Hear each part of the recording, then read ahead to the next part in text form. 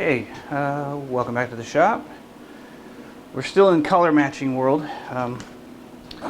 Last time I sprayed some clear coat on, I got the red on and then sprayed the top coats onto it. And so now I'm kind of looking at what I ended up with and whether I like what I ended up, which of them I like the best, and which ones I'm going to try to perfect. And so I don't know the best way to go through this, but the first, I'll start with the black. The first was the black, and so I've been looking at, this technique comes from, I'm sure, a lot of places, but I first saw it on Paul Reed Smith guitars. And the technique is you apply a really dark color on it, sand most of it away, and then apply your top color on that, and then a top coat or 2 or 3 or 10, and it really pops. And what I've seen done is usually black or a really dark color first. I've also seen some people do like green and then put yellow, or blue and then put yellow over it, and they get a really cool green, or the vice versa, they put yellow over it first and then blue on top of that and get a neat green. What I've been trying to do is get this figured grain to pop really well. So I started with the darkest, I started with black, and I think it could work if the wood is figured enough, if there's a dense enough figure. Because in the very figured areas, it looks pretty awesome. You can't really see it that well, but it looks really awesome there. But when you get out into these plain, sort of not figured areas, it just looks dirty. It doesn't look right. And I suppose I could sand it away, but then it's not as dark as this, so we get into this weird sort of, I don't know, it makes it look dingy. And I just don't think this is the kind of figure that would work for this. If it were fiddleback or super tight quilt, maybe. But what I've got is a little more subtle, a little bit softer, with patches of curl, patches of quilt, and some patches, not too many actually, but some patches of plain sawn stuff, plain looking grain, non-figured. So I just don't think black works. Then I went to this is, what's this called? A dark walnut or brown walnut? Dark walnut it's called. And same problem, actually kind of worse than the black was. And I think that might just be the way I was sanding, or how it sanded out, or the penetration that I got. Because remember, on this black I got really good penetration, and it did help, but it's just not. If you were, either of these would be great if you were this far away, from me to you, about 6-8 feet. But up close, you can just, it's dingy, it's dirty looking. It's not streaky, but grainy. And it's just because I think the figure is not dense enough. So I'm abandoning the dark thing. I think there's still merit in the technique, because this is the mahogany, that brown mahogany, I think they called it. Yeah, brown mahogany. And it's got just a little bit of pop, a little bit of darkness. In the areas that it doesn't have figure, it doesn't look dingy and dirty. I think it's subtle enough, and I think I can improve on that. So that's one of them that is sort of close to what I want. Very close to what I want. Then there's, this one was a set of 4, and one of them was the reddish brown, which is this, but I think I sanded it back too far, but it does look nice. It's really good. It's almost as nice as that is. But on this side, we had the green. We were experimenting. We tried with the green and the blue. The blue suffers from the same exact problem as the darker brown and the black do. There's just areas, there's some areas where it's freaking awesome, but I don't have that kind of figure throughout the entire piece. So I just don't see that working as well. The blue is better than the black is. It's not quite as dingy, but it's still there. And then green, kind of the surprise one for me. The green acts a lot like this. There's nice dark spots and there's nice light spots, and it adds a fair bit of depth in the grain shimmers. One of the things I also noticed is I get less shimmer, and I don't know if this is just a bad technique, but with the darker stuff, I don't get nearly as much 3D depth when you do like this around the board. When you move it around, your angle of the light hits it differently. and it doesn't look as deep with the dark stuff on it. So I'm kind of over the dark idea. I don't think that's going to work. It actually hurts it for me, at least for this level of figure. The blue has the darkness, and a lot of that figure comes through still, like it's still chatoyant. But the green is the surpriser. The green, I thought the green was just stupid. I was being silly and experimenting, but green and red go towards brown, and it actually has a lot of chatoyance to it. It's the depth of the grain is interesting, I feel. I think we're going to try some we're going to try to darken up the brown mahogany just a little bit and go with some green, and I think that's it. So ½ an ounce, I'm going to do 5 drops of brown mahogany. I think it was 5.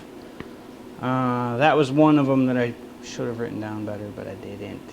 But we're going to go with 5 drops of brown mahogany here.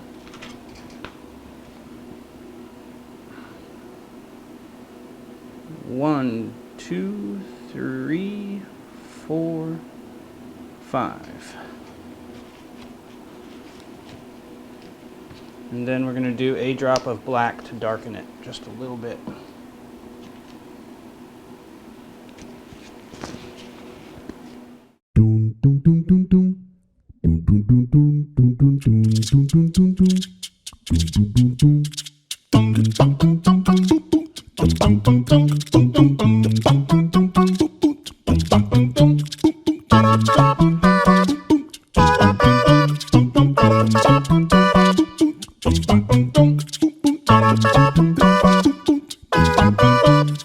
Clean this out, and that gives that some time to dry, so then we can come back and sand those in a second.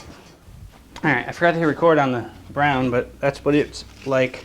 I'm just looking for like these darker spots and just spot sanding those areas. Keep some of that grunginess down, but also leave enough color behind to make it actually effective. So it's kind of this delicate little balance I'm doing here, trying to keep that dinginess to a minimum. But that's the brown. We'll do the green next.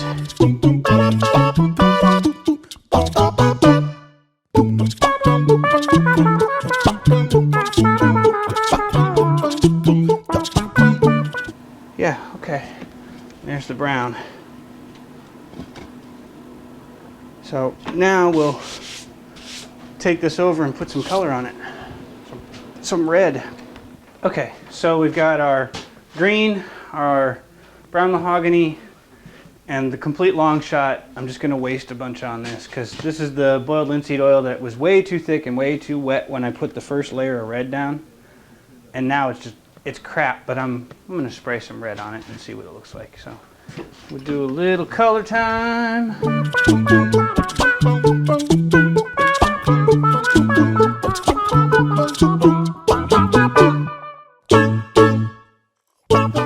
Okay, so they're dry.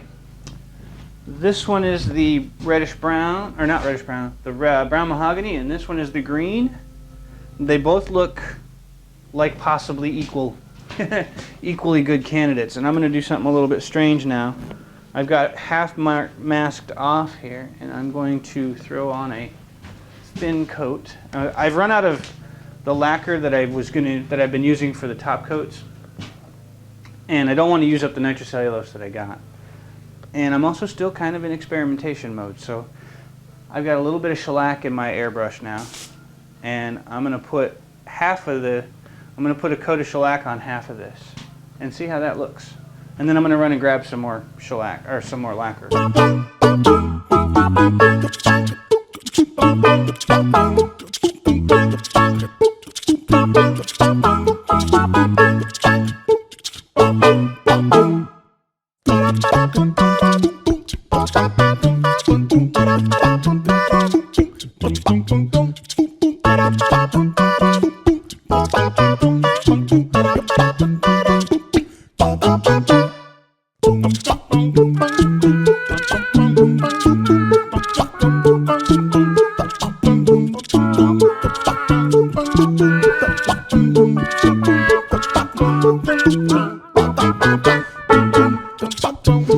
Okay, so I'm waiting for the lacquer that I brushed on to dry. I did a second coat. I'm probably going to need a third, judging from how it's drying, but I think for as far as the maple goes, I think we're one of two choices, or I've got four basically. I have the two color choices and then whether or not to put shellac on. So while I'm waiting for that to dry, anyway, we're in the mahogany zone, and one of the things we need to do for this mahogany traditionally is grain filling. Got to fill those pores. The maple, I don't think the maple needs it. I may be wrong. I may be proven otherwise, but I don't think it's needed. So I didn't do it to the maple, but I'm definitely doing it to the mahogany because mahogany's grain is wide open stuff. So I've got this Stumac mahogany grain filler. This is kind of messy stuff. I think I'll bring you guys in more. You can see better. Started to see some comments on the channel about not being able to see the details. So when I bring you in, you can watch me stir. That should be fun.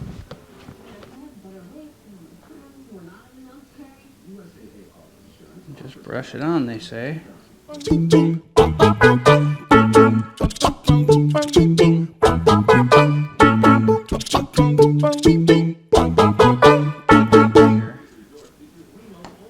Yeah, it's on there pretty liberally. They say after 10 minutes, come back and squeegee off the surface. So we'll do that in a few. Alright, it's been a few minutes. Let's see if this does any good here. Yeah, it does actually. I'm surprised. Okay. So I've just got my squeegee at about a 45 angle here. I'm just peeling it off.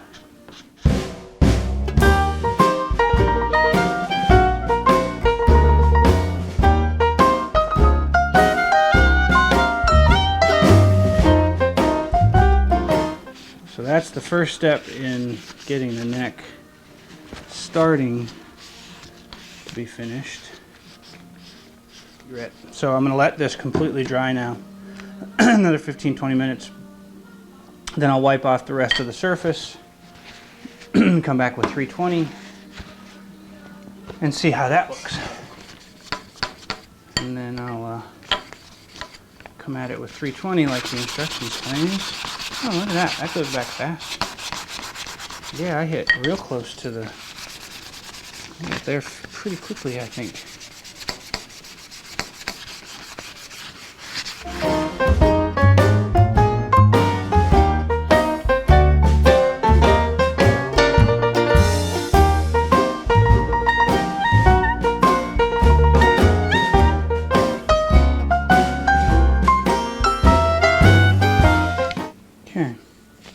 It definitely feels really smooth, and the pores have some filling in them. So we're gonna put some red on this now.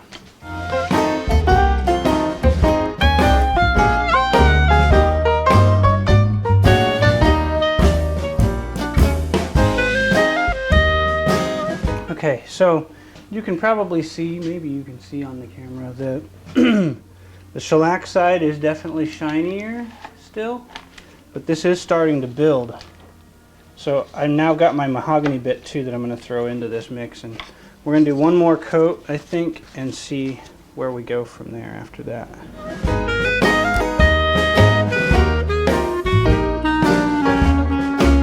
Okay, we're going to call that one Coat 3.